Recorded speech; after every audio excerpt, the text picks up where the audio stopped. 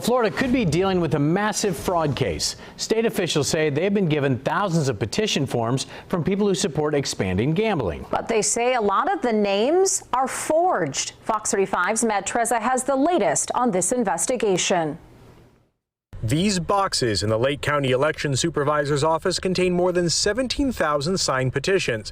But Supervisor Alan Hays says so far they've rejected nearly 60% of them. Every single petition that is presented to us, we check the name on it, we check the address, we check the date of birth, and we check the date that that petition was signed, and we check the signature and see if it matches a signature that we have on file for that voter. He says they're sending more than 3,000 of these petitions to the state attorney's office, petitions they believe are fraudulent. For example, we have no record of that person even being in our database, and the addresses are incorrect addresses. There's just all kinds of things that appear to be false information that's being presented to us. The petition, number 2116, a measure that would let voters expand gambling in Florida beyond just casinos run by the Seminole tribe.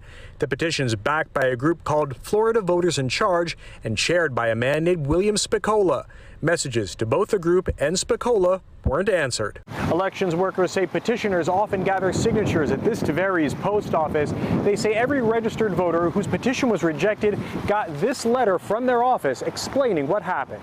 Marion County Election Supervisor Wesley Wilcox says in his area, staff even found his name and his wife's name on petitions they never signed. In my office, if there's any one signature that everybody recognizes in my office, it's mine. I sign the checks. He says they normally don't reject this many petitions. This is highly unusual for the process. The Fifth Circuit State Attorney's Office says they can't comment on pending litigation, but they are investigating similar allegations of fraudulent petitions from every county they cover. Florida Voters in Charge has more than $50 million in funding, the vast majority of it coming from the Las Vegas Sands Corporation, which owns casinos in Las Vegas, China, and Singapore. In Tavares, Matt Trezza, Fox 35 News.